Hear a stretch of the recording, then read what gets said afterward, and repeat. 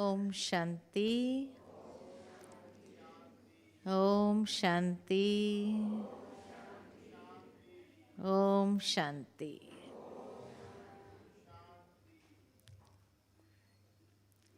हमारे परम आदरणीय लक्ष्मी दीदी जी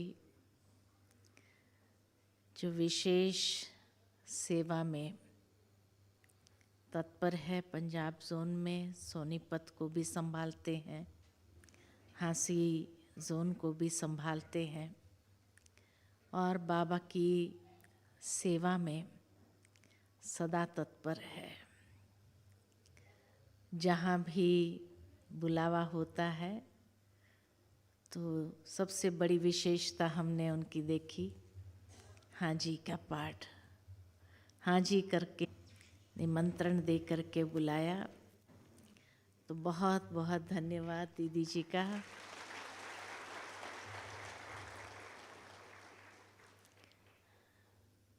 बाकी बाबा के मधुर वचनों से दीदी पालना तो करते ही है और बाबा के आज के जो मधुर महावाक्य सुने हम सभी ने, जिसमें बाबा ने यही कहा कि बच्चे जीते जी मरना है। आज जैसे बहुत गहराई से बाबा ने उस बात को स्पष्ट किया है कि जीते जी मरने का भाव क्या है। अक्सर हम सभी ये तो जरूर जानते हैं कि देह और देह की दुनिया, देह के संबंधों से अपने आप को पुरानी बातों से समाप्त कर देना, कि जिस तरह एक व्यक्ति जब मर जाता है तो उसको कोई पुरानी बातें याद नहीं रहती है, न पढ़ाई याद रहती है, न अगर शास्त्र पढ़े होते हैं तो वेद पुराण उपनिषद याद रहते हैं, लेकिन नए जन्म में सब कुछ नए सिर आरंभ करते हैं। लेकिन आज बाबा ने एक बात विशेष जो सुनाई कि वैसे हर बात से मर जाता है इंसान और नया जन्म लेता है, लेकिन इसमें बाबा ने कहा संस्कार नहीं मरते हैं, संस्कार नहीं मरते और संस्कार कैरिड फॉरवर्ड हो जाते हैं। और वो संस्कार कभी कभी किस तरह से परवश कर देते हैं आगे के जन्मों में भी। तो उस बात को बाबा ने बहुत सहजता से हम सब के सामने रखा कि बच्चे तुम्हें जीते जी मरना तो है, लेकिन जो संस्कार है उसमें भी परिवर्तन ले आना है। संस्कारों का परिवर्तन, यही इस ज्ञान मार्ग का उद्देश्य है कि परिवर्तन भी ऐसा परिवर्तन हो जाए जो दिव्यता संपन्न हमारे संस्कार बन जाए और ये पुराने संस्कार ऐसे मर्ज हो जाए जो 5000 साल तक वो मर्ज रहे अंदर में। तो इसीलिए कहा कि हम सभी अपने संस्कारों का दिव्यकरण कर रहे हैं, क्योंकि आगे जहाँ जाना है, जिस दुनिया में हमें जाना है, वहाँ ये पुराने संस्कार इमर्ज नहीं होने चाहिए। वो तभी होंगे कि जब हम अपने संस्कारों को इतना परिवर्तन करके दिव्यता संपन्न उसको बना दें। उसके लिए बाबा ने जो आज विधि बताई, उस संस्कार को मर्ज करने के लिए पहली बात बाबा ने जो कहा, बाबा कहे बच्चे hear no evil, see no evil, talk no evil. माना इतना अटेंशन आ जाए हमारे मन वचन कर्म के ऊपर कि उस मन वचन कर्म से कहीं पर भी कोई भी प्रकार की बुराई इमर्ज नहीं होनी चाहिए। तब कहेंगे कि हाँ, संस्कार परिवर्तन सहज होगा। अगर वही बातें सुनने का शौक है, बोलने का शौक है, सोचने का शौक है, देखने का शौक है, तो बाबा कहे वो चीज़ हमारे संस्कारों को परिवर्तन होने नहीं देती है। इसलिए मर जाना है। मर जाना माना ये अटेंशन रखते हुए परिवर्तन की प्रक्रिया को हमें तीव्र करना है। उसके लिए बाबा ने और एक बात बहुत सुंदर कही कि बच्चे, बाबा विनाश नहीं कराता, विनाश ड्रामा अनुसार ही होता है। स्थापना का कार्य भी बाबा करवाते हैं, पालना का भी बाबा करवाते हैं, लेकिन विनाश जो है ड्रामा अनुसार नूंद है और उस नूंद के हिसाब से ही होता है। फिर बाबा ने एक और बात बहुत सुंदर आज कही कि मधुबन में जब साकार बाबा थे तो साकार बाबा के समय एक व्यक्ति आया था जिसने बाबा से कहा कि बाबा, एक बार मुझे साक्षात्कार करा दो, मैं सारा अपना धन दौलत जो कुछ भी है, बहुत अमीर व्यक्ति था, विदेश में रहता था, और वो बाबा के सामने आकर कहने लगा, क्योंकि उसकी पत्नी ज्ञान में बहुत पक्की थी, बेटी भी ज्ञान में बहुत पक्की थी, लेकिन उसने कहा कि मैं तभी मानूंगा कि जब बाबा मुझे साक्षात्कार कराए। और उसके लिए वो खास मधुबन आया था और मधुबन आकर के बाबा से कहा, बाबा एक बार मुझे साक्षात्कार करा दो तो मैं मान जाऊंगा और मैं संपूर्ण समर्पण हो जाऊंगा, तन मन धन सब कुछ सहित समर्पित हो जाऊंगा। तो बाबा ने क्या कहा? बाबा ने उसको यही कहा कि बच्चे, बाबा इस धन को क्या करेंगे? बाबा का यज्ञ तो फुरी फुरी तालाब अर्थात गरीब बच्चों की एक एक पाई से ये वृद्धि को पाता है। बाबा तुम्हारा धन लेकर के क्या करेगा? मना बाबा उसके आदि मध्य अंत को शायद बहुत अच्छे से जानते थे कि कहीं उसको साक्षात्कार अगर हो गया, करा दिया शिव बाबा ने, तो उसका अहंकार बढ़ जाना था। अहंकार किस तरह से बढ़ जाता कि वो शायद दुनिया में जाकर के यही कहता कि भगवान को भी मैंने जब लालच दिया कि मैं पूरा अपना धन दे दूंगा, तो उसने भी साक्षात्कार कराया। यानी भगवान भी धन के लालच में आ जाता, तो उसका अपना अहंकार कितना वृद्धि को पाता। तो बाबा तो आदि मध्य अंत हरेक के संस्कार को जानते हुए, तो भले उस समय बेगरी पाठ यज्ञ में चल रहा था और उसने आकर कहा मैं सारा धन दौलत समर्पित कर दूंगा, लेकिन बाबा ने स्वीकार नहीं किया। बाबा ने उसको यही कहा कि बच्चे, तुम्हारे धन को लेकर बाबा क्या करेगा? कितना माना सोचने की समझने की बात है कि दुनिया में ऐसे भी लोग हैं जो भगवान को भी झुकाना चाहते हैं। कैसी मेंटालिटी लेकर के आते हैं कि भगवान झुका देंगे हम अपने धन की शक्ति से, पावर से। मनुष्य को तो झुका सकते हैं, भगवान को नहीं झुका सकते हैं। और इसीलिए कभी कोई अगर प्रमाण मांगता है कि भगवान आता है, उसका प्रमाण क्या?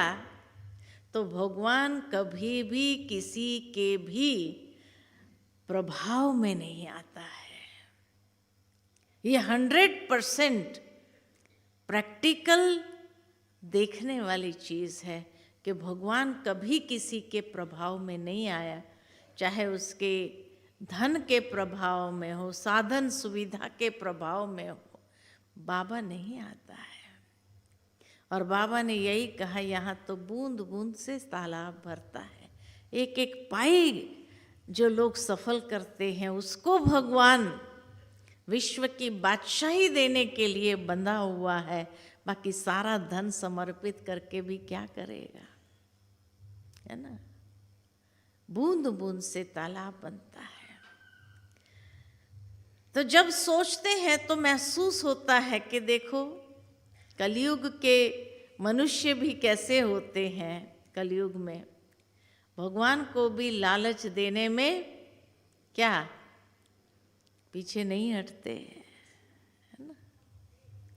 और जब बाबा ने उसको साक्षात्कार नहीं कराया और वो चला गया, उसके बाद उसने इतना बंधन डाला अपनी पत्नी को, अपनी बेटी को। उसकी बेटी इतनी अच्छी बाबा की सेवा कर रही थी आगरा म्यूज़ियम में, खास ब्रह्मा बाबा ने भेजा था उसको। तो इतनी अच्छी सेवा कर रही थी, स्पीकर बहुत अच्छी थी, लेकिन उसने उसको भी इतने बंधन में डाल दिया और आखिर उसकी शादी कराकर उसको कहा तुम्हें ब्रह्मा कुमारी बनना ही नहीं है, बाबा मुझे एक साक्षात्कार नहीं करा सकते हैं, ये भगवान हो ही नहीं सकता है। इस तरह की बातें उसने फैलाना आरंभ किया और काफ़ी माना यज्ञ के अंदर विघ्न भी डाले उसने। लेकिन बाबा कभी उन बातों से, विघ्नों से डरता नहीं था। लेकिन बाबा कभी ऐसे मनुष्य के सामने झुके नहीं। यही सबसे बड़ा प्रमाण है। और बाबा ने इसीलिए शायद मुरली चलाई कि बच्चे जीते जी मरना पड़ेगा यहाँ। तो उसको ही सुनाते हुए बाबा ने कहा होगा कि बच्चे यहाँ तो जीते जी मरना होगा, और उसमें भी विशेष अहंकार को मारना होगा। ये जो तुमको अभिमान है कि मेरे पास इतना धन दौलत है, ये अहंकार को मारना, ये अहंकार को मारना इतना सहज नहीं है ऐसे लोगों के लिए। तो जीते जी मरना माना ही उस अभिमान को, उस अहंकार को समाप्त कर देना। उसके लिए कौन तैयार होता है? तैयार नहीं होते हर कोई, क्योंकि वो संस्कार अलाउ नहीं करते हैं। इसलिए बाबा ने कहा कि भले कहीं मर जाते हैं लेकिन संस्कार रहते हैं, कि आगे के जन्म में भी वो संस्कारों के आधार से वो कई बातों के परवश हो ही जाते हैं। तो बाबा को तो ऐसे बच्चे चाहिए जो तैयार हो अपने आप को परिवर्तन करने के लिए। संस्कारों का परिवर्तन सबसे महान परिवर्तन है। उस परिवर्तन से ही तो नए विश्व की नींव पड़ने लगती है। हमारी दादियों ने कितना परिवर्तन किया। कभी भी दादियों के जीवन से किसी को भी कभी भी ये भासना नहीं आई कि उनके अंदर मैंपन है, अहंकार है, उसकी भासना नहीं आई। दादी के मुख से हमने कभी भी यज्ञ के अंदर इतने साल दादी के साथ रहने का सौभाग्य मिला, लेकिन कभी भी दादी के मुख से कभी मैं शब्द नहीं सुना हमने। मैंने ये किया, मैंने ये सोचा, मेरा ये भाव है, ये कभी नहीं सुना हमने। दादी के मन में भी अगर कोई विचार आता था तो दादी हमेशा यही कहती थी, आज दादी को मन में ये विचार आया, मान्या वो अपने आप को उस हस्ती से अलग कर देती थी जिस हस्ती को बाबा ने चुना था यज्ञ की संभाल के लिए। तो दादी कभी भी मैं शब्द करके मैंने ये सोचा ये नहीं कहती थी। कभी भी कोई विचार आता था तो दादी कहती थी आज दादी को ये विचार आया, आप सभी क्या समझते हो। और खास करके मधुबन के जो भाई बहने थे, मधुबन निवासी थे, दादी को कोई भी विचार आता था दादी उन सब से राय सलाह करती थी। उस दिन शाम को जैसे हम कहते थे फैमिली मीटिंग है आज, सभी मधुबन निवासी इकट्ठे हो जाते थे और दादी आकर के उस समय दादी अपना विचार सुनाती थी कि आज अमृत वेले या दिन के समय में दादी को ये विचार आया, आप सभी का क्या कहना है, राय सलाह करती थी। और उस रीति से हर संकल्प को दादी ने साकार किया सबके सहयोग से।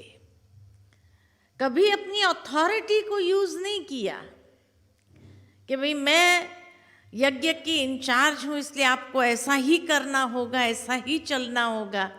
नहीं, जिस तरह बाबा ने हर कर्म साकार में करके बच्चों को सिखाया, इसी तरह दादी ने भी अपने जीवन के अंदर हर कर्म प्रैक्टिकल करके निर्माणता की प्रतिमूर्ति बन करके निमित्त भाव रखते हुए हर कर्म किया।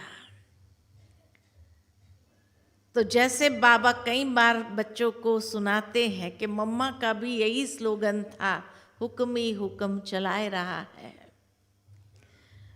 ब्रह्मा बाबा ने भी हमेशा ये कहा, हमेशा समझो शिव बाबा की श्रीमत है और शिव बाबा की श्रीमत समझ करके आप चलेंगे तो रिस्पॉन्सिबल शिव बाबा हो जाएगा। ये भी बाबा की गारंटी रही कि रिस्पॉन्सिबल शिव बाबा हो जाएगा। इसी तरह दादियों के जीवन से भी यही देखने को सीखने को मिला कि कभी भी उन्होंने मैंपन का प्रयोग नहीं किया। उन्होंने हमेशा यही कहा, करन करावनहार बाबा है, बाबा कराता है और जैसे बाबा कराता है वैसे निमित्त बन करके हम सभी को करना है। तो अथॉरिटी होते हुए भी अथॉरिटी को यूज नहीं करना और उतनी ही निर्माणता के साथ हर एक के साथ मिलकर के चलना, ये सबसे बड़ी विशेषता दादियों की रही। भावार्थ ये कि बाबा ने 14 साल जो उनके अंदर संस्कार भरे थे, सिंचन किया था श्रेष्ठ संस्कारों का, या उनके संस्कारों को जो परिवर्तन किया था, वो परिवर्तन इतना पावरफुल रीति से था कि इस कलयुग की दुनिया में, दुनिया के अंदर देखो कई महात्माएं अनेक प्रकार के प्रलोभन में आ जाते हैं, अनेक प्रकार के सुख सुविधा के साधनों में आ जाते हैं, लेकिन हमारी दादियां कभी भी परवश नहीं रही। दादियों को कोई कहे कि दादी आप आज हमारी गाड़ी में बैठ जाओ, तो दादी सहजता से बैठ, उनको ये भी पता नहीं होता था ये कौन सी गाड़ी है, क्या कर। एक बार हम शिविर करा रहे थे, तो शिविर के बाद एक भाई ने आकर के हमको कहा कि ये संस्था में हमने क्या देखा।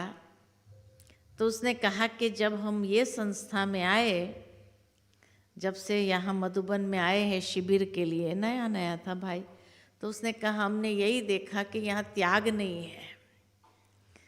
दादी यहाँ मर्सिडीज में आती है या बड़ी महंगी गाड़ी में आती है, तो त्याग कहाँ है। जैन धर्म में देखो कितना त्याग है, वो त्याग यहाँ तो दिखाई नहीं देता है। मैंने कहा जिस गाड़ी में दादी को आते हुए आपने देखा, शायद दादी को पूछेंगे ना ये गाड़ी कौन सी थी, दादी को पता भी नहीं होगा। और न ये दादी ने गाड़ी खरीदी है अपने लिए। अगर किसी भाई ने आकर कहा कि नहीं दादी आज हमारी गाड़ी में आप बैठो, हम छोड़ देंगे, तो दादी की गाड़ी तो हुई नहीं। अच्छा, जिस भाई ने भी बिठाया, आपको तो नहीं बिठाया, दादी को क्यों बिठाया? क्यों बिठाया दादी को? जरूर दादी के जीवन में ऐसा त्याग देखा होगा, ऐसी तपस्या देखी होगी, तभी तो उनका भाव जागृत हुआ कि दादी ऐसी पवित्र आत्मा को हम गाड़ी में बिठाए, उनके चरण कमल हमारी गाड़ी में लगे।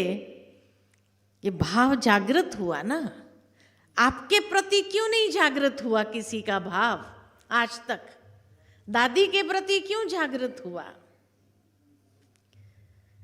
तब वो बोलते हुए बंद हो गया कि बात आप सही कह रहे हो। मैंने कहा जब दूसरे आम इंसान के लिए किसी को भाव जागृत नहीं होता, क्योंकि उनके जीवन में न त्याग है न तपस्या है। ये हमारी दादियों के जीवन में, वो जिस गाड़ी में बैठती उनको पूछा जाए कौन सी गाड़ी थी दादी, तो कहेंगे पता नहीं, जिस भाई ने आकर के जिसमें बिठा दिया बैठ गए हम, तो है ना। तो उनको तो पता भी नहीं कि लग्जरी गाड़ी है ये कौन सी गाड़ी है। अरे जब हमारे यज्ञ के अंदर गाड़ियाँ नहीं होती थी, एक ही बस होती थी, तो हमारी दादियाँ वो बस में चढ़ के पाली तक सेवा करने गई है। पाली तक, हाँ, प्रदर्शनी लगाई थी शिवरात्रि पर, और दादियों ने कहा कि चलो बस में ही चलो, सब बस में चढ़ जाओ। तो उस समय हाँ, जैसे एसटी बस होती है, ऐसी एक बस सेकंड हैंड लिया था, खरीदा था एसटी वालों से, और वही बस में हमारी दादियाँ भी चढ़ कर के जाती थी, पाली तक प्रदर्शनी लगाती थी, सेवा करने जाती थी। हाँ, शुरू शुरू में दादियों ने क्या नहीं त्याग किया।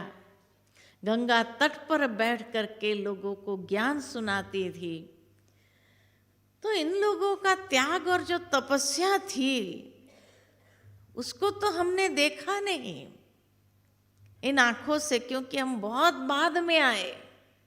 कहानियाँ जरूर सुनी है कि किस तरह गंगा तट पर बैठ करके ज्ञान सुनाती थी हमारी मनोहर दादी, हमारी गंगे दादी, दोनों मिल कर के। तो बाबा हमेशा कहता था मनोहर और गंगे, तो बाबा कहता था मनोहर का हर पीछे का, तो बाबा कहता हर हर गंगे, हर हर गंगे करके ही बुलाते थे।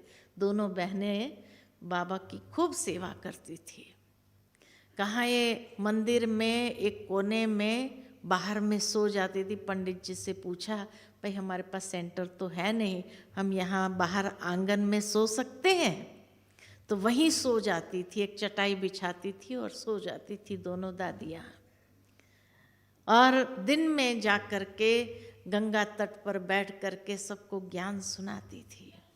ऐसे भी दिन थे कि किस तरह से यज्ञ के अंदर जब बेगरी पार्ट आया तो कैसे उन्होंने दिन काटे, और वो कोई एक दो दिन की बात तो थी नहीं, 2 साल लगातार बेगरी पार्ट चला।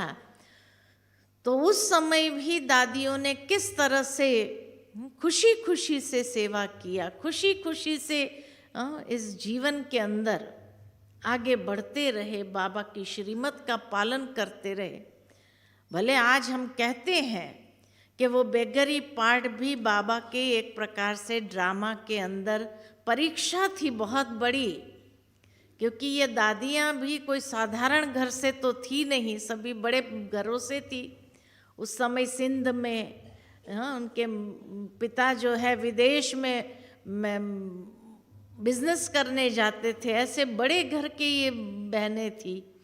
लेकिन फिर भी उनकी भी परीक्षा ड्रामा अनुसार लिया, और खाली दादियों की परीक्षा लिया ऐसा नहीं, लेकिन ब्रह्मा बाबा की भी परीक्षा ली। क्योंकि ब्रह्मा बाबा वो भी तो बहुत बड़ी आसामी थे, लौकिक में हीरे जवाहरात का व्यापार करते थे, गिरी हुई चीज कभी बच्चों को लेकर के पहनने नहीं देते थे बाबा। एक बार बाबा डायमंड की चूड़ियाँ लेके आए बच्चों के लिए। सभी जो दोनों लड़कियां थी उनको दोनों को चूड़ियाँ दी कि पहनो। पहनते पहनते गिर गई डायमंड की एक चूड़ी। तो बाबा ने कहा बच्ची वो चूड़ी को उठा करके वो जो काम वाली है उसको दे दो, गिरी हुई चीज आप पहन नहीं सकते हैं। ये संस्कार थे बाबा के लौकिक में, इतनी अमीरी थी। लेकिन जब बेगरी पार्ट आया तो बाबा के भी निश्चय की बहुत बड़ी परीक्षा थी, निश्चय की परीक्षा थी। सोचो आपको घर में 5 लोग हो और 5 लोगों को खिलाना हो और 5 पैसा भी न हो जेब में, टेंशन होगा कि नहीं होगा कि 5 लोगों को क्या खिलाएंगे, अभी 5 पैसा भी नहीं है। तो इसी तरह हमारी दादी आती थी, ब्रजेंद्र दादी, बाबा के पास कि बाबा आज घर में आटा भी नहीं है और 4 आना भी नहीं है और 350 को खिलाना है। बाबा एकदम निश्चिंतता से कहते थे बच्चे 10:30 बजे आना। दादी सोचती थी अभी नहीं है तो 10:30 बजे बाबा कहाँ से निकालेगा। वो 10:30 में 5 मिनट पहले आ जाती थी। जब पहले आ जाती थी बाबा घड़ी के तरफ देख कर कहते थे अच्छा बच्ची 5 मिनट जल्दी आ गई, बैठो कोई बात नहीं, बैठा देता था। ब्रह्मा बाबा के भी निश्चय की परीक्षा थी कि बाबा टेंशन में आता है, परेशान होता है, क्या होता है। फिर एकदम एक्यूरेट 10:30 बजे पोस्टमैन आता था और उसमें 500 रुपये का मनी ऑर्डर आता था। 700 रुपये का कभी मैंने एक बार ईशु दादी से पूछा कि जो मनी ऑर्डर आता था कितने रुपए का आता था। दादी कहती कभी 500 रुपये आता था, कभी 700 रुपये आता था, लेकिन उस जमाने में सस्ताई थी तो 500 रुपया काफ़ी दिन तक चलते थे। तो कहा जब 500 रुपया आता था बाबा उसी समय ब्रजेंद्र दादी को वही 500 रुपया जो मनी ऑर्डर आता था दे करके कहता था बाजरे का आटा ले आओ और छाछ, गाय तो थी तो छाछ और ढोडा खिला दो सबको। और सब प्रेम से खाते थे। छाछ और ढोडा खा करके कितना समय गुजारा है उन्होंने, कोई साधारण बात नहीं है। तभी एक बार दादी ने जब बेगरी पार्ट पूरा हुआ तब दादी ने बाबा से पूछा बाबा आपको कभी टेंशन नहीं हुआ, बेगरी पार्ट में अगर 4 आना न हो, अनाज का दाना न हो और 350 को खिलाना हो तो आपको कभी टेंशन नहीं हुआ। तो बाबा यही कहते थे बच्चे ये किसके बच्चे हैं, मेरे बच्चे थोड़ी है, ये उसके बच्चे हैं।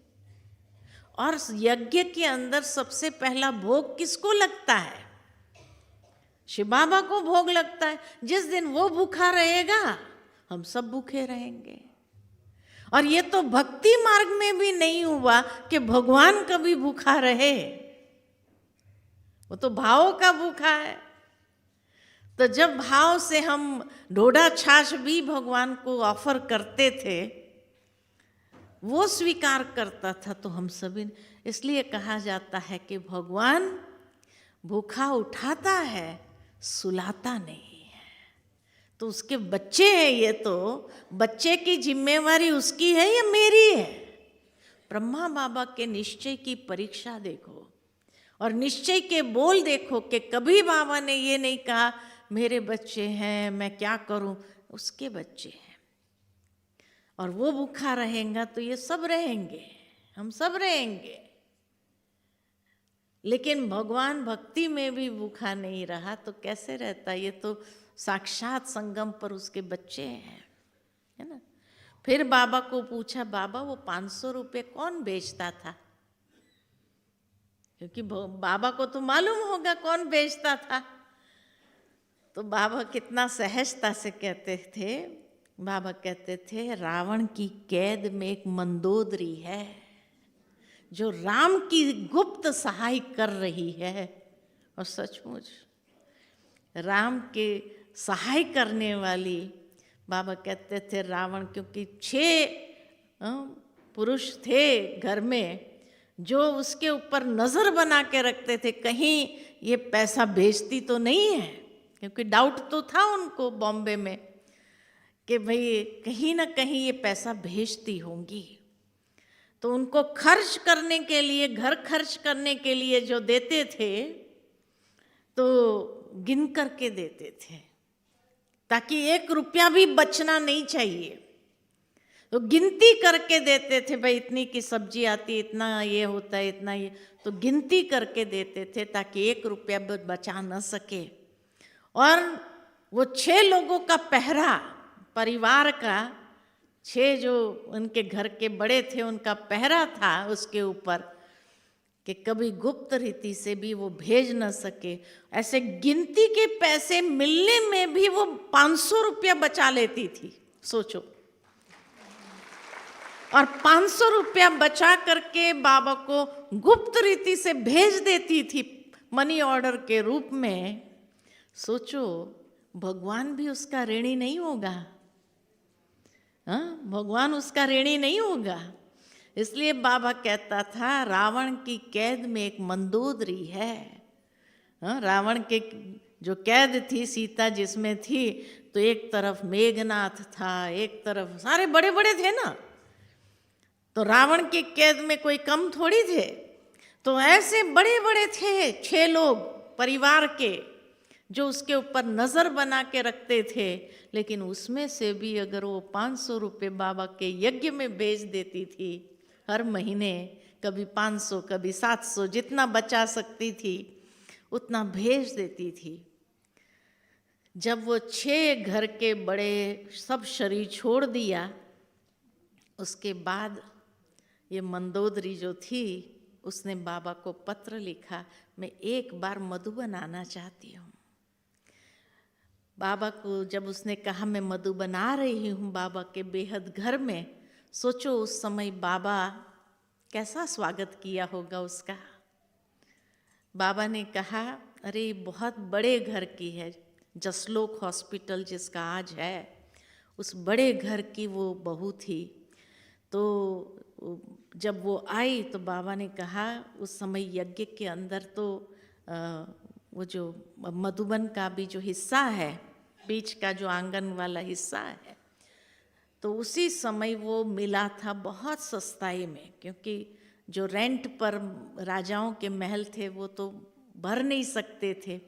तो पोखरन राजा का घोड़े का तबेला था जो बाबा को मिला था।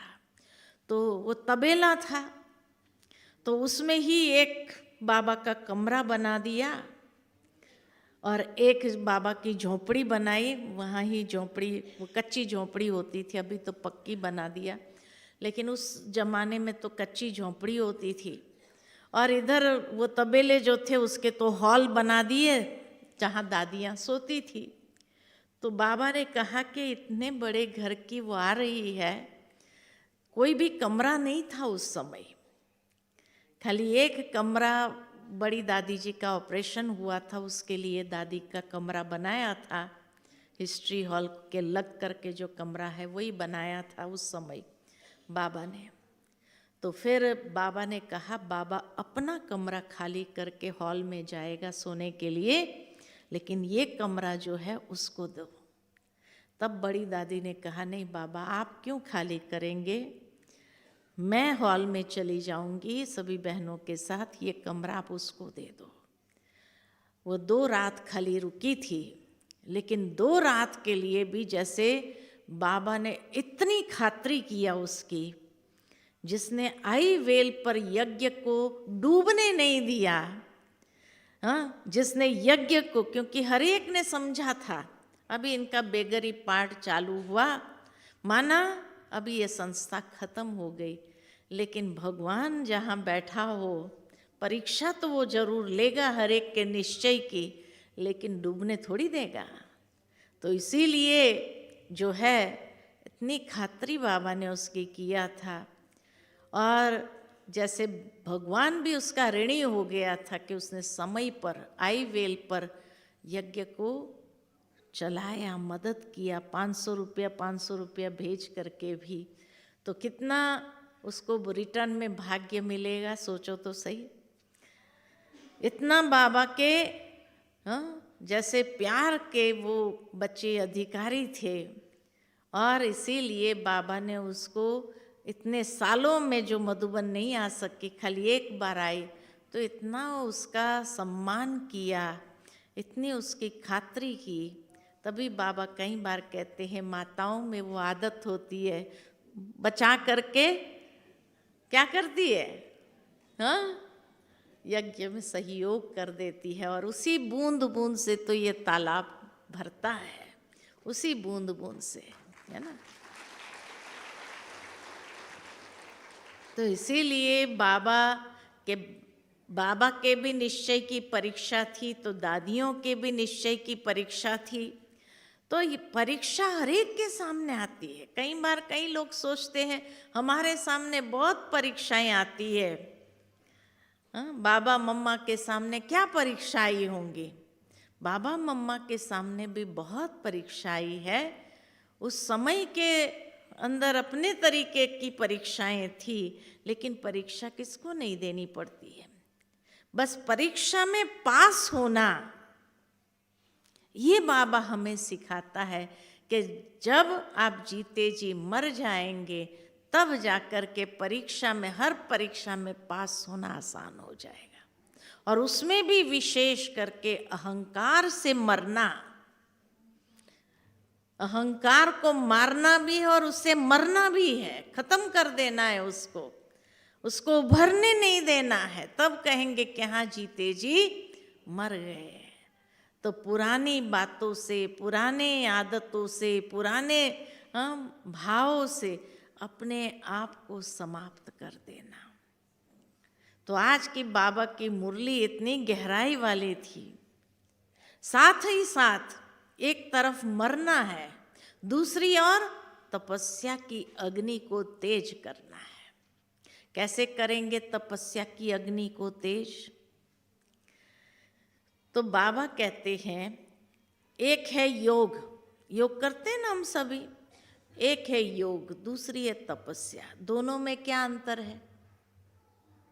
योग करना और तपस्या करना, दोनों में क्या अंतर है? हाँ,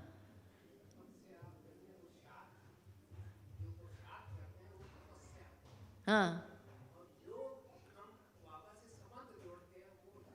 अच्छा, संबंध जोड़ते हैं वो योग है, और तपस्या है पुरुषार्थ, पुरुषार्थ है तपस्या। अच्छा, और तपस्या और योग में क्या अंतर है? हम सभी योग भट्ठी में बैठ के योग करते हैं। 2 मिनट बाबा को याद करेंगे। ट्रैफिक कंट्रोल बजा है।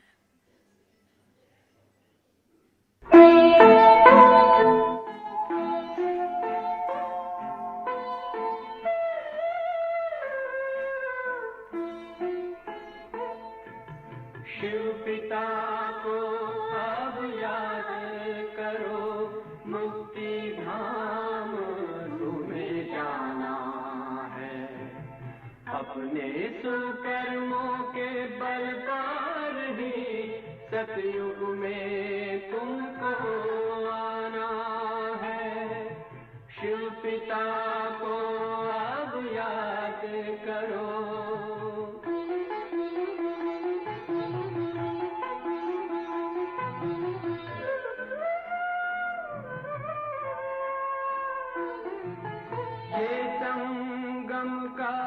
स्वर्णिम युग है, शिव पिता फिर से आया है। ब्रह्मामुख से शिव बाबा ने वही गीता ज्ञान सुनाया है। कलयुग का अंत अब आया है, विकराल विनाश खड़ा आगे। अब हम सबका शिव पिता ने बतलाया है। शिव पिता को अब याद करो।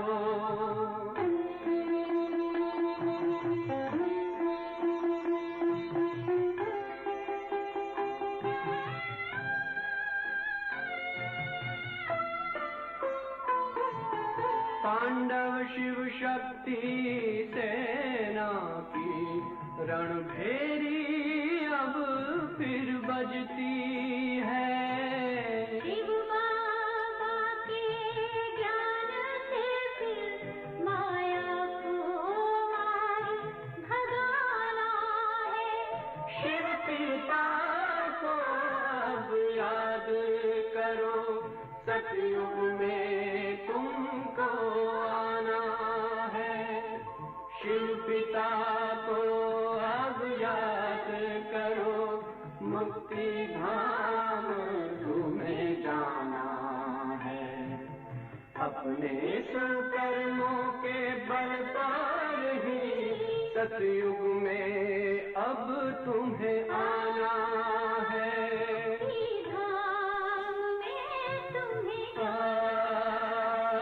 सतयुग में अब तुम्हें आना है। धाम में तुम्हें जाना है।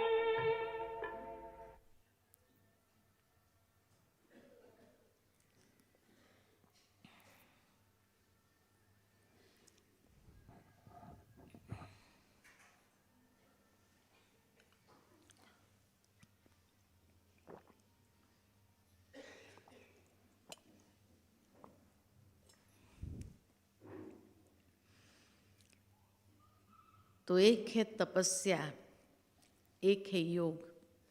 योग माना जहाँ, जैसे भाई ने कहा, सर्व संबंधों से हम बाबा को याद करते हैं, उसको योग कहते हैं।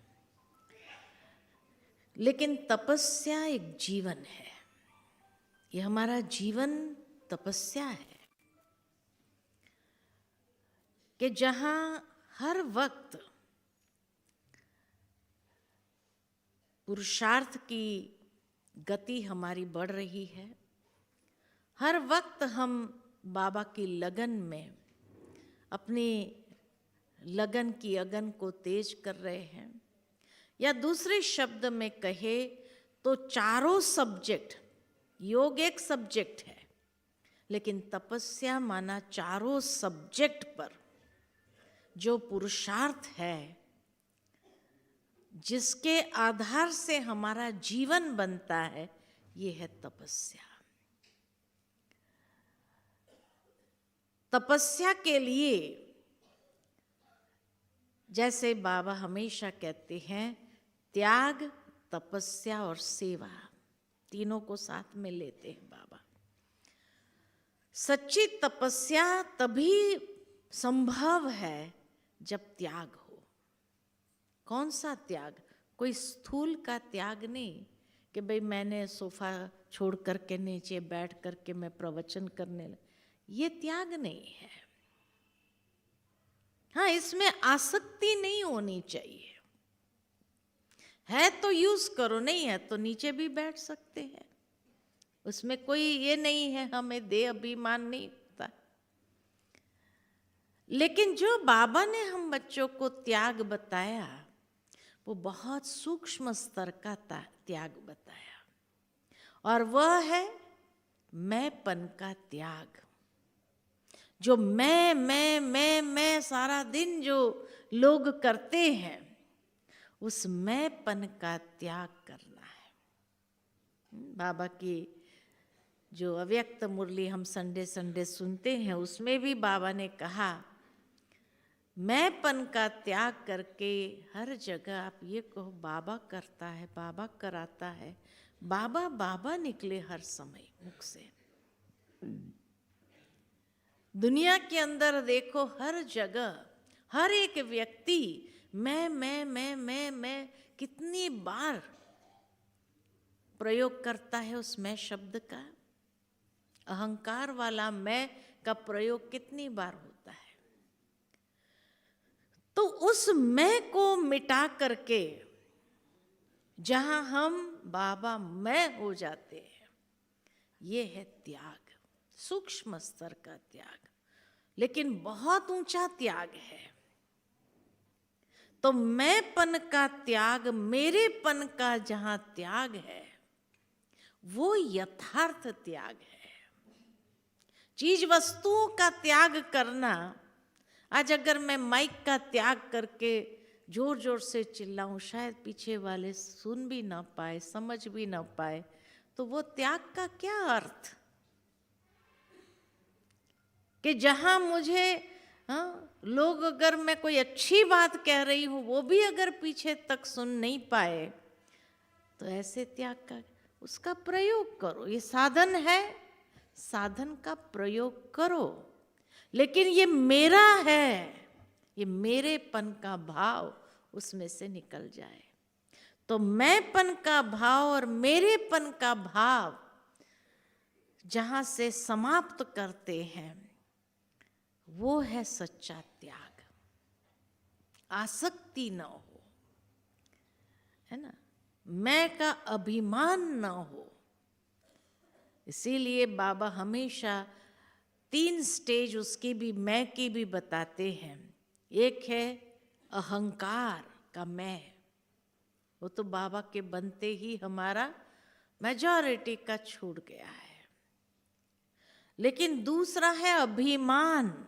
अहंकार तो छूट गया, वो तो एकदम अशुद्ध है, जहां अपने आप को ही सर्वश्रेष्ठ प्रदर्शित करना और दूसरे सभी तुच्छ है ये समझना, ये अहंकार आता है, तो उसको कहते हैं अशुद्ध अहंकार। लेकिन उसके बाद की स्टेज है अभिमान। ये अभिमान का भी हम त्याग करते हैं, जहां नाम मान शान की एक भावना है प्राप्त करने की, ये अभिमान है। इसीलिए अभिमान शब्द को अगर अलग करो, अभिमान अर्थात अभिमान मिले, मैंने ये काम किया, उसका अभी मुझे अप्रिसिएशन मिले, मान मिले, नाम हो, ये है अभिमान। जहां एक चाहना है कि भाई मैंने ये किया इसलिए मेरा सम्मान होना चाहिए, मुझे ये प्राप्ति होनी चाहिए, ये नाम मेरा होना चाहिए। इसीलिए लोग आजकल अगर दान भी करते हैं तो ये मैंपन, अभिमान वाला मैंपन भी आ जाता है कि वो कहते मेरी नेम प्लेट तो लगा दो, लोगों को पता तो चलना चाहिए मैंने इतना दिया है इस शुभ कार्य में, या पीढ़ी दर पीढ़ी को भी मालूम तो पड़ना चाहिए। तो एक मान प्राप्त करने की चाहना, यह है अभिमान। उससे भी बाबा हमें ऊपर उठा देता है, ये भी न हो। हमेशा ये याद रहे, करन करावनहार कौन है? बाबा है ना। और तीसरा लेवल है, वो है देह भान। देह भान तो कईयों में है अभी भी। भान माना भाई ये मुझे मिलना चाहिए, ऐसा मुझे मिलना चाहिए, वैसा मुझे होना चाहिए, एक चाहना अंदर में, ये चाहिए चाहिए की चाहना, ये होना चाहिए, ये जरूरी है। हाँ, हम सेवा के लिए तो कह रहे हैं, है ना, ये होना चाहिए। तो भान, जहाँ देह का एक भान है कि भाई मेरे देह को ये सुविधा जरूर मिले, मैंने ज्यादा कुछ नहीं मांगा, थोड़ा तो हो, ये है भान। तो देह भान से भी बाबा ऊपर उठाता है हमें और कहता है आत्म अभिमानी बनो, आत्म स्वरूप में स्थित हो जाओ। उससे भी उठ जाओ ऊपर। देह अभिमान के बदले देह अभिमानी हो जाओ, देही अभिमानी हो जाओ। तो देह के बदले देही अभिमानी, एक शुद्ध नशा, एक शुद्ध नशे में अपने आप को स्थित करो कि मैं एक श्रेष्ठ आत्मा हूं, मैं पवित्र आत्मा हूं, मैं शांत स्वरूप हूं। उस शुद्ध नशे में अपने आप को स्थित करो। तो देह अभिमान नहीं, देही अभिमानी, उस शुद्ध नशे में। वो अशुद्ध नशा है, ये शुद्ध नशा है। तो कितने सूक्ष्म स्तर पर बाबा हम बच्चों को त्याग सिखाता है, क्योंकि उसी त्याग से सही तपस्या होगी, जीवन बनेगा। इसीलिए हमारी तपस्या क्या है कि भविष्य नए युग में जब जाना है तो वो संस्कार अभी से ही हमारे अंदर हो, है ना। इसीलिए बाबा कहते हैं तुम्हारी तपस्या है 5 जीत बनना। कौन से 5 जीत बनना है? सबसे पहले कर्मेंद्रिय जीत, इंद्रिय जीत। कर्मेंद्रिय जीत, इंद्रिय जीत। दूसरा है संस्कार जीत। संस्कारों को भी तो जीतना है यहाँ ही, तभी तो नई दुनिया की ये नींव हम डाल सकेंगे। तीसरा है माया जीत, है ना, माया जीत। चौथा है प्रकृति जीत, और पांचवा है निद्रा जीत। निद्रा को भी तो जीतना है ना, कि नहीं जीतना है? सबसे पहला तो यही होना चाहिए, निद्रा जीत। यहाँ भी कहीं बैठे बैठे जुटका खा रहे होंगे, टाइम ऐसा है, क्या करें? आया जुटका किसी को? जुटका तो नहीं आया ना किसी को, नहीं। अलर्ट हो गए, आया भी होगा तो अलर्ट हो गए अभी, है ना। मुख्य तो है निद्रा जीत बनना। बाबा के बनने के बाद नींद बहुत आने लगती है, योग में नींद बहुत आती है ना।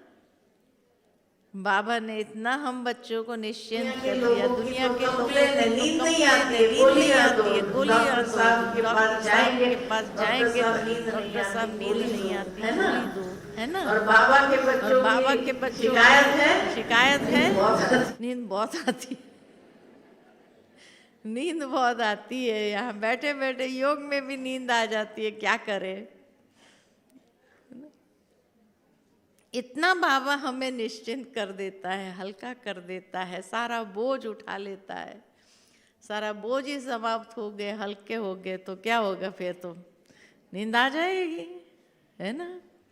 योग में नींद आ जाती है, बिस्तर पर जाते तो भी नींद आती है, फर्स्ट क्लास। कोई ब्राह्मण है जिसको नींद की गोली खानी पड़ रही हो? किसी ब्राह्मण को नींद की गोली नहीं खानी पड़ती है। सहजता से बाबा की गोदी में सो जाते हैं और अमृत वेले आंख भी खुल जाती है। हाँ, अमृत वेला कभी मिस भी हो जाता, नींद ज़्यादा आ जाती है, क्या करें, है ना। तो बाबा के बच्चों को नींद की प्रॉब्लम नहीं है ना। एक बार एक बहन डॉक्टर साहब के पास गई, डॉक्टर साहब कोई ऐसी गोली दो, मुझे नींद ना आए, मुझे नींद बहुत आती है, क्या करूँ? डॉक्टर साहब कहे तेरे जैसा सुखी कोई नहीं है अगर नींद आती है तो, है ना। लोग मेरे पास आते हैं गोली लेने के लिए कि नींद आवे, और तुम आई हो कि नींद न आवे। ऐसी गोली तो ऐसी कोई गोली होती नहीं कि नींद न आए। भावार्थी है क्या, दुनिया में लोगों को कितना नींद का प्रॉब्लम है, और बाबा के बच्चों को कोई प्रॉब्लम नहीं है। प्रॉब्लम कोई? हाँ, कोई प्रॉब्लम नहीं ना। इसलिए कहा निद्रा जीत। तो ये 5 जीत बनना है हम, ये हमारी तपस्या है। तपस्या माना कोई एक जगह बैठ गए हम हठ लगाकर, इसको तपस्या नहीं कहते हैं। तपस्या एक जीवन है, एक जीवन शैली है कि जहां हम अपनी कर्मेंद्रिय जीत बनते हैं, कि कोई भी कर्मेंद्रिय चलायमान न हो। जैसे बाबा के लास्ट संडे की मुरली हम सभी ने सुनी कि ब्रह्मा बाबा क्या करते थे, रोज रात को अपना दरबार लगाते थे और रोज रात को अपना दरबार लगा करके, हे मन मुख्यमंत्री, कर्मचारी सब ठीक चले, किसी ने तेरे को धोखा तो नहीं दिया, कोई इंद्रिय ने तुझे धोखा तो नहीं दिया। बाबा रोज अपनी दरबार लगाते थे। तो हम बच्चों को भी अगर यथार्थ रूप में इंद्रिय जीत बनना है, कर्मेंद्रिय को जीतना है, तो रोज अपनी दरबार लगाना होगा। रोज अपनी दरबार लगाए कि आज कौन सी कर्मेंद्रिय ने धोखा दिया, क्या जबान ने कोई ऐसा अयोग्य शब्द तो नहीं निकाला जो किसी को एकदम दर्द हो गया हो, हार्ट अटैक आ जाए, ऐसा दर्द तो नहीं हुआ किसी को। क्या आंखों ने कहीं चलाईमानी तो नहीं की, हाथ कहीं चल गया, मारना तो नहीं चाहते थे, बच्चे को थप्पड़ लगा दिया, फिर अफसोस करते रहते हैं, फिर दुखी होते रहते, क्यों मार दिया मैंने। बाबा तो मना करता है क्रोध नहीं करना चाहिए, लेकिन क्या करें, होता है ना ऐसे। तो कोई भी कर्मेंद्रिय आत्मा मालिक को धोखा तो नहीं दे रही है। अपनी दरबार लगाओ, देखो। तो कर्मेंद्रिय जीत होना है। कोई कर्मेंद्रिय हमें परवश न करे, आत्मा को परवश न कर दे, ऐसी हमारे अपनी इंद्रियों के ऊपर अधिकार हो, ये कर्मेंद्रिय जीत। तो ये जीवन है, इसलिए कहा तपस्या एक जीवन है, जहां नित्य हमारा ये पुरुषार्थ है अपनी कर्मेंद्रिय को कंट्रोल में रखना, उसके ऊपर अधिकार प्राप्त करना। दूसरा, जैसे कहा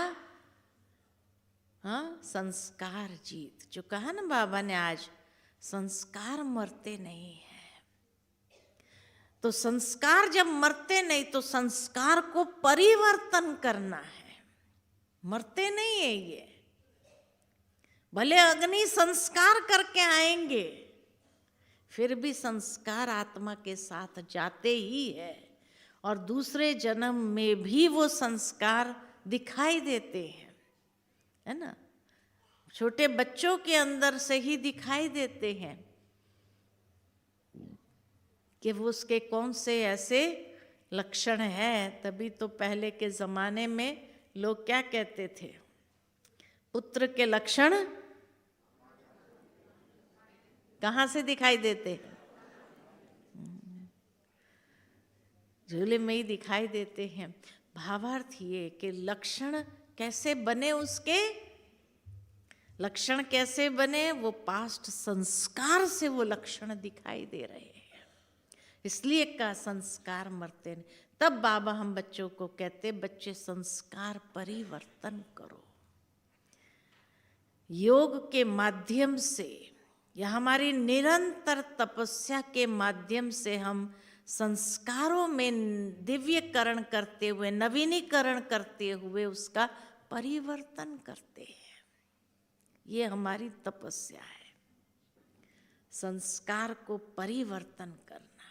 इतना आसान तो नहीं है कि एक दिन में हो जाएगा, इसीलिए उसके ऊपर अटेंशन देना पड़ता है, उसको परिवर्तन करने के लिए भी। तो नित्य अटेंशन रहे उसके ऊपर, ताकि संस्कार भी कहाँ हमें मजबूर न करे। इतना हमें अपने संस्कार के भी ऊपर जीत प्राप्त करनी है, ठीक है। फिर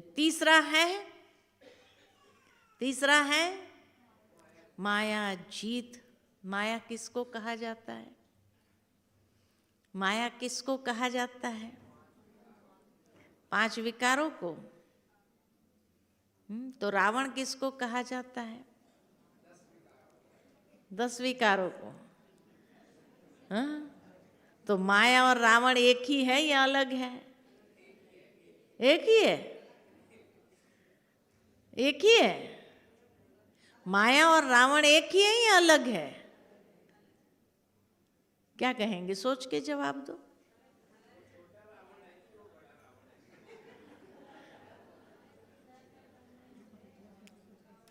माया और रावण एक है? जो कहते एक ही है हाथ खड़ा करो। एक ही है। माया और रावण एक ही है, छोटा बड़ा जो भी हो एक ही है ना? अच्छा, जो कहते अलग अलग है, अच्छा, और जिसने हाथ ही नहीं उठाया वो कंफ्यूज्ड हो गए हैं, है ना? जिसने हाथ नहीं उठाया तो कंफ्यूज कहेंगे ना कि अभी दिमाग नहीं चल रहा है कि एक है कि अलग है। देखो, माया फीमेल नाम है और रावण मेल नाम है।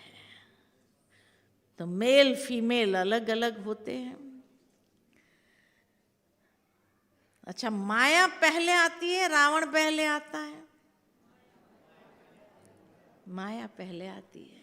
रामायण अगर पढ़ा हो ना तो रावण की एंट्री तो बहुत बाद में होती है। पहले तो माया ही आती है। माया किसको कहा जाता है? कमजोरी को। छोटी छोटी जो कमजोरियां हैं ये माया है। जैसे अमृत वेले उठ नहीं सके, और जब बहन जी ने पूछा अच्छा आज अमृत वेले उठे, हाथ उठाओ, तो क्या कहते हैं? आज माया आ गई, आज अमृत वेले नहीं उठ पाए। तो माया माना आलस्य। आलस्य, जहां आलस आया, ये कमजोरी आई, अलबेलापन आया, तो माया आ गई। तो माया माना क्या? अपनी ही कमजोरी का दूसरा नाम है माया। छोटी छोटी कमजोरी, जैसे कईयों को नहीं होता है, बात बात में झूठ बोल देते हैं। फिर अगर उसको पूछो क्यों झूठ बोला आपने, कहते उसको क्या फर्क पड़ता है? मैंने झूठ बोला या सच बोलती, क्या फर्क पड़ता है? लेकिन ये भी एक संस्कार है, तो उसके वश हो जाते हैं। भाई भले उसको फर्क पड़ा ना पड़ा, आपके कर्म में तो फर्क पड़ा। आज बाबा ने बहुत अच्छी बात कही थी मुरली के अंदर। श्रेष्ठ कर्म बाबा सिखाते हैं, जब श्रेष्ठ कर्म नहीं करते तो विकर्म करते, और विकर्म करने से क्या होता है? विकर्म करने से क्या होता है? विकर्म बनने से क्या होता है? भारी हो जाते हैं। बाबा ने कहा पढ़ाई नहीं पढ़ सकते हैं। आज की मुरली में जो कहा, श्रेष्ठ कर्म बाबा क्यों करने के लिए प्रेरणा देते हैं? क्योंकि श्रेष्ठ कर्म नहीं करेंगे तो छोटे छोटे विकर्म होंगे, और विकर्म होंगे तो योग नहीं लगेगा, बाबा को याद नहीं कर सकते। थोड़े थोड़े विकर्म भी बढ़ता जाएगा तो उसका बोझ तो रहेगा कि नहीं रहेगा? तो योग नहीं लगेगा। योग नहीं लगेगा तो विकर्म विनाश भी नहीं होंगे। चाहे योग ही नहीं लगता है तो पढ़ाई भी नहीं पढ़ सकते हैं। कितनी अच्छी बात बाबा ने लिंग बताई आज सारी मुरली के अंदर, कि क्यों बाबा श्रेष्ठ कर्म करने की प्रेरणा देते हैं। तो इसी तरह आप रामायण के अंदर भी देखो, रावण की एंट्री बहुत बाद में आती है। सबसे पहले तो माया ही आती है। सबसे पहले माया किस रूप में आती है? ताड़का के रूप में आती है। यज्ञ में विघन डालती है ना? छोटे छोटे विघन डालते, छोटे छोटे हड्डी मांस का टुकड़ा डालती थी, ऐसे दिखाया। उसके बाद माया आई मंथरा के रूप में। मंथरा आई ना, फीमेल कैरेक्टर, सब देखना आप। मंथरा आई फीमेल कैरेक्टर। मंथरा ने क्या किया? पर चिंतन, पर दर्शन, है ना? तो ये पर चिंतन, पर दर्शन, ये माया है, मंथरा है। अच्छा, उसके बाद तीसरी माया कौन सी आई? सुपर्णखा। सुपर्णखा आई ना, फीमेल है ना? अच्छा, सुपर्णखा माना दैहिक आकर्षण। दैहिक आकर्षण में आकर्षित करने का प्रयत्न किया राम लक्ष्मण को। अच्छा, उसके बाद चौथी माया कौन सी आई? हाँ, रावण तो बहुत बाद में आता है, फिर वो जाती है सुपर्णखा अपने भाई को, तो ठीक है, तो कहा कि चलो मारीच का सहारा लेता हूं। तो धोखे का प्रयोग, माया से काम नहीं हुआ तो धोखे का प्रयोग, और फिर रावण भी धोखे का स्वरूप लेकर के आता है। तो रावण और माया एक नहीं है। माया हमारी छोटी छोटी कमजोरियां हैं। ज्ञान मार्ग में आने के बाद भी क्या होता है, पहले तो बड़े उमंग उत्साह से चलते हैं, फिर मधुबन जाते, एक कमरे में रहते हैं, तो एक दूसरे की कमी कमजोरी नजर आती है, सोचते अरे ये तो मेरे से इतना पुराना, ये फिर भी सोया रहा, अमृत वेला तो उठा ही नहीं, चलो मैं तो भागता हूँ, लेकिन बार बार ध्यान जाता है वो आया कि नहीं आया। अब योग कहाँ लगा बताओ, कमजोरी के वश हो गए। और फिर यहाँ आने के बाद सोचते अगर वो इतना पुराना नहीं उठा तो ठीक है, हम फिर क्यों मेहनत करें। तो खुद में भी आलस अलबेलापन आएगा कि नहीं आएगा, है ना।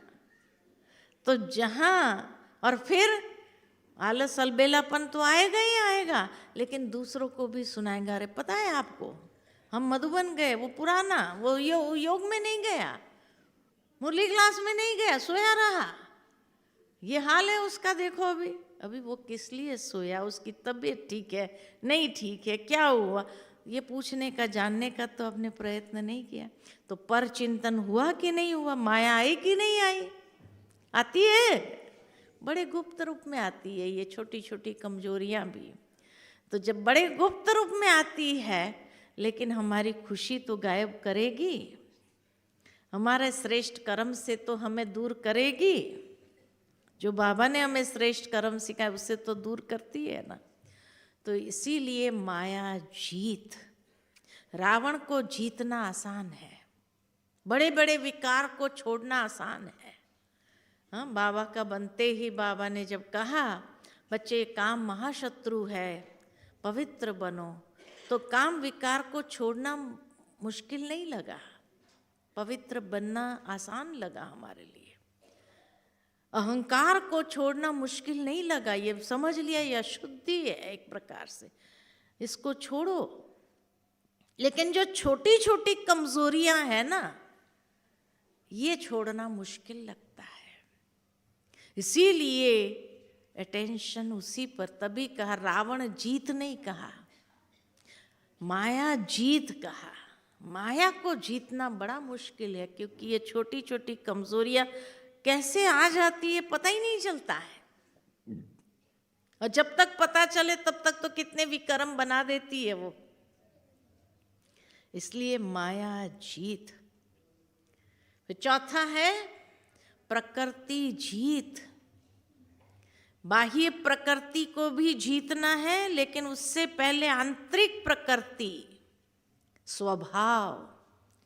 कहते हैं ना मनुष्य का स्वभाव शरीर छोड़ने पर ही जाता है। ये प्रकृति को जीतना, ये हमारी तपस्या है, यही हमारी तपस्या है। माया जीत बनना, संस्कार जीत बनना, इंद्रिय जीत बनना और प्रकृति जीत बनना।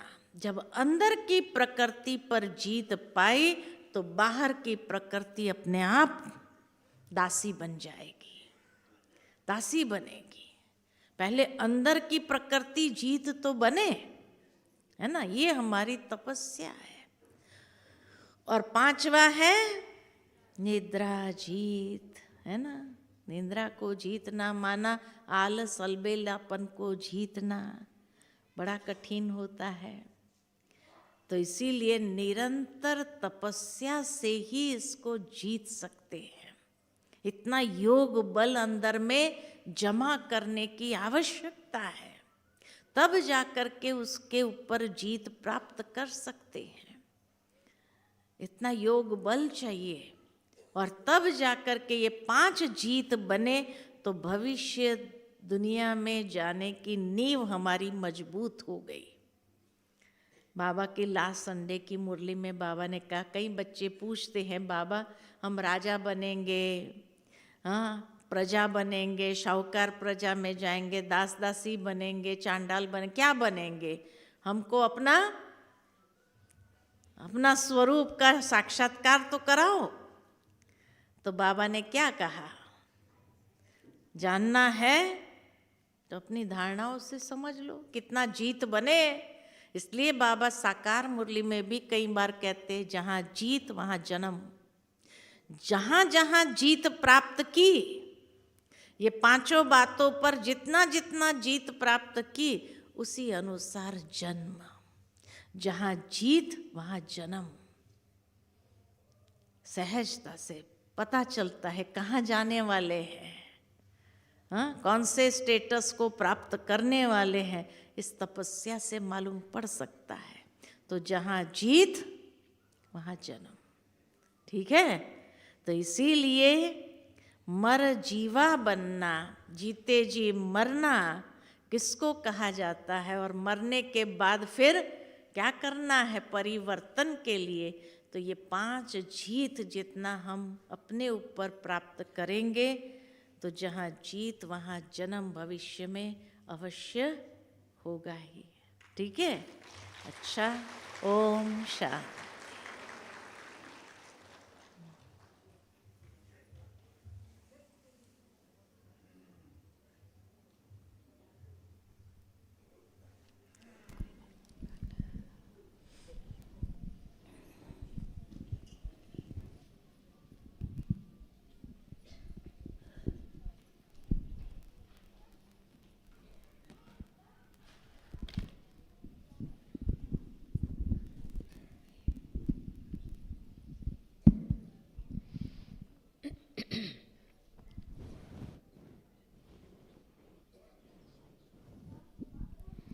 ओम शांति।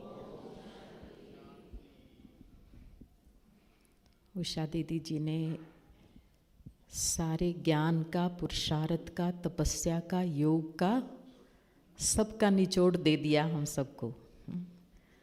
तो जहाँ जहाँ भी कमी महसूस होती है उसे पूरा करना ही है, क्योंकि हम सब कौन हैं? कौन है? हम सब तपस्वी हैं, बाबा के बच्चे। तो तपस्या का जो सूक्ष्म स्वरूप है वो बहुत अच्छी तरह से समझाया है। और रामायण को इस ढंग से पढ़ा था हम सब ने, पाठ कर लिया, इतने कांड, बाल कांड, अयोध्या कांड, ये है ना 7 कांड पढ़ लिए, पर सूक्ष्म माया कैसे आती है और उसको कैसे जीतना है ना। तो बहुत सुंदर अध्ययन है दीदी का। नए लोगों की सभा में भी रामायण और श्रीमद् भगवत गीता, क्योंकि मनुष्य केवल उसे पाठ के रूप में पढ़ लेते हैं, लेकिन हमारे जीवन के साथ कितना गहरा कनेक्शन है उसको नहीं समझ पाते हैं। तो हम सब बाबा के बच्चों को ज्ञान है, हमें माया जीत बनना ही है। कितनी माया को जीता है अभी तक और कितनी बाकी है ना। कितनी तरह की माया के कितने सारे रूप हैं। फीमेल के रूप में जो दीदी बता रहे थे, मंथरा के रूप में, है ना, और उसके अलावा सुरसा के रूप में भी आई हनुमान जी के सामने, लंकनी के रूप में आई, वो सारे माया के फीमेल रूप हैं। तो ये हम सबके सामने ही आते हैं और फिर उसके समाधान बाबा ने हमें दिए हैं, हर माया के रूप को कैसे जीतना है। तो दीदी जी ने बहुत सुंदर गागर में सागर भर दिया। ये 1.5-2 घंटे की क्लास में सारे ज्ञान, योग, धारणा, सेवा सबको रिवाइज किया। अब हमें अपने दिल दर्पण में झांकना है कि मैं कहाँ खड़ा हूँ, मुझे कितना और जीत जीत जीत बनना है। तो ये सब हम देख रहे हैं। अभी जो है हम शिव जयंती भी तो मना रहे हैं ना, दीदी आए हैं तो उनके साथ, इसलिए प्यारे बाबा का झंडा लहराएंगे, क्योंकि कल नए लोग ज़्यादा होंगे और जो बाबा के झंडे का महत्व है वो बाबा के बच्चों को ज़्यादा है। तो हम सभी बहुत प्यार से बाबा का झंडा लहराएंगे।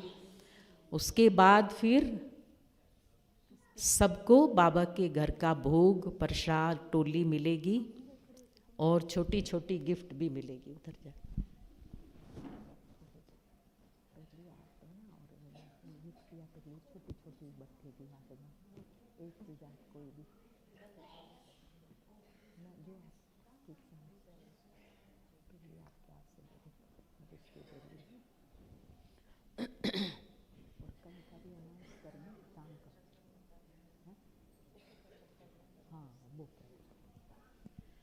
अच्छा, एक लकी चांस, मैंने दीदी जी से छुट्टी ले ली है। वैसे तो अभी इतनी देर बैठे हैं, क्लास कराया है, लेकिन सबको दीदी जी अपने हाथ से टोली देंगे और दृष्टि देंगे।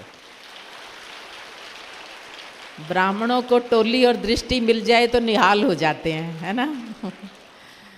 दादियों के समान प्यारे बाप दादा की दादियों की भाषणा देते हुए सबको टोली देंगे। ये ध्यान रखना कि किसी को भी फोटो के चक्कर में नहीं पड़ना है। वो फिर दे अभिमान और दे अहंकार, मेरी फोटो दीदी के साथ आए, ये क्या है, देही अभिमान या देवान।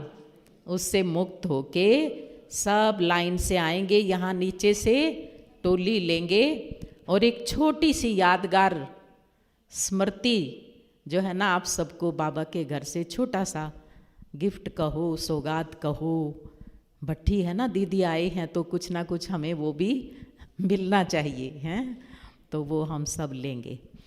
दूसरा एक बहुत लकी चांस जो कि अभी हम सोच रहे थे कि युग रतन भाई जी भी कल आएंगे, जो बड़ा सुंदर गीत संगीत भी सुनाएंगे, दीदी जी की गुह्यता तपस्या की अनुभूति भी की, और वो फिर थोड़ा सा रमणीकता का भी प्रोग्राम होगा। तो कल का जो प्रोग्राम है वो ठीक 11 बजे तो नए लोगों के लिए शुरू होगा। आप सबको पूरे 10 बजे आना है।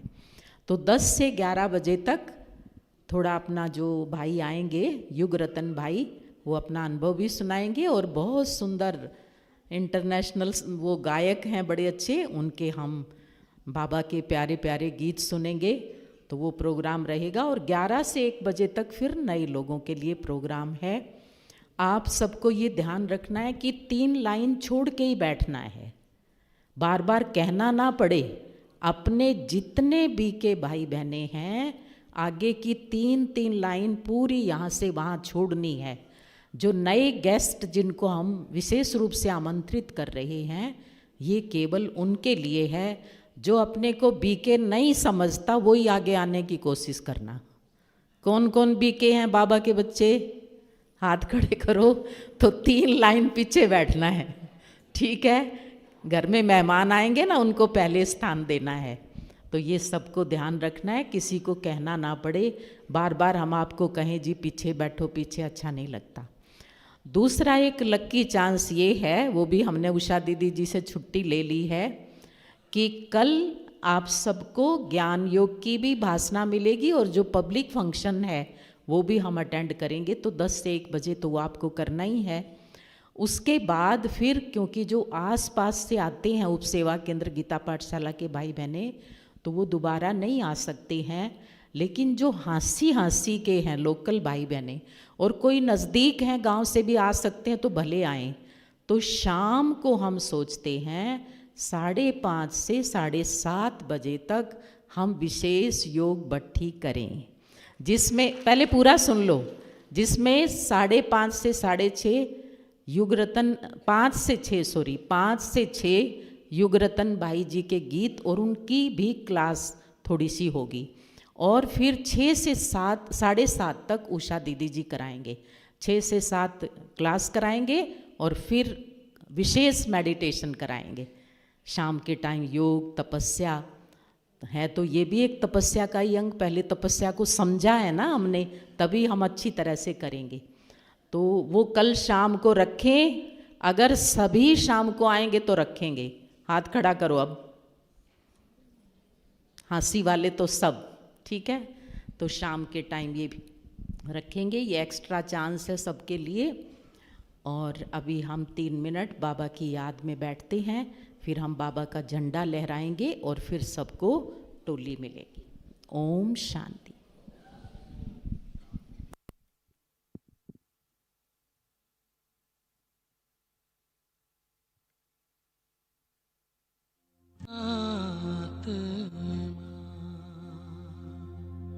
सदा शिव निराकार,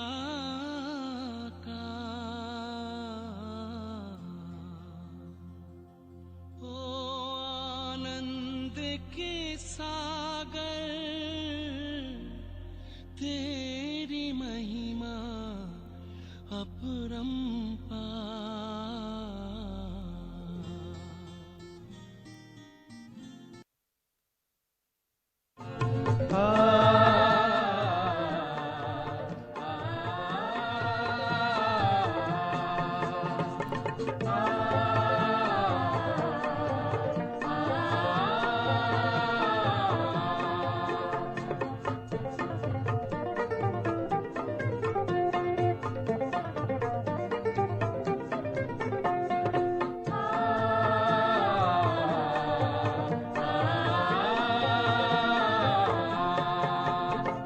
शिव का झंडा ऊंच महान, शिव का सदा होगा सम्मान।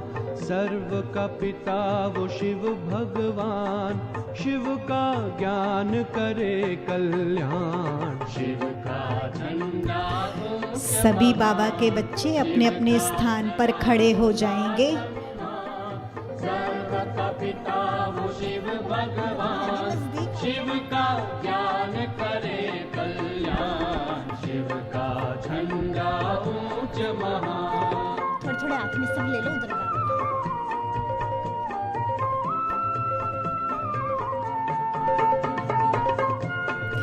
हम सभी बाबा का झंडा लहराएंगे उषा दीदी जी के साथ, और फिर झंडे के नीचे खड़े होकर दीदी जी हम सबको प्रतिज्ञा करवाएंगे।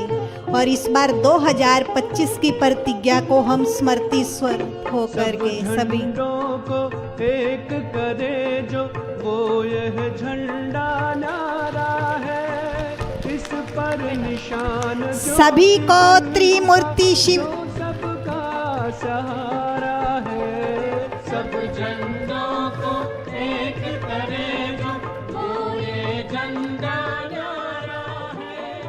इस पर निशान ज्योति बिंदु का, जो सबका सहारा। ओम शांति, ओम शांति, ओम शांति। 2025 माना 89वीं त्रिमूर्ति शिव जयंती, और हम सभी ब्राह्मण बच्चे बहुत बहुत सौभाग्यशाली तो क्या, लेकिन पद्मा पदम भाग्यवान है जो बाबा की जयंती, सो हम बच्चों की जयंती सारे विश्व के अंदर बड़े धूमधाम से मनाते हैं। क्योंकि ये बाबा का बर्थडे माना अपना बर्थडे। बाबा आए तो हम सभी बच्चों को ये दिव्य जन्म प्राप्त हुआ। तो हर साल हम सभी बाबा के झंडे के नीचे प्रतिज्ञा करते हैं ताकि हम अपने जीवन के अंदर परिवर्तन ला करके श्रेष्ठ दिशा में आगे बढ़ सकते हैं। तो सभी अपना राइट हैंड आगे करके प्रतिज्ञा करेंगे कि हम सभी बाबा के बच्चे आज इस झंडे के नीचे दृढ़ संकल्प करते हैं कि जो बाबा की चाहना है कि हर ब्राह्मण बच्चे बाप समान बने, तो बाबा की इस चाहना को हम सभी पूरा करेंगे। बाबा के नक्शे कदम पर हम अपना कदम रखकर चलेंगे। मन वचन कर्म से सुखदेव बनेंगे, सबको सुख देंगे, किसी को भी मेरे मन वचन कर्म द्वारा दुख प्राप्त न हो। दूसरी प्रतिज्ञा कि हम अपने मन में सदा सर्व के प्रति शुभ भावना शुभ कामना के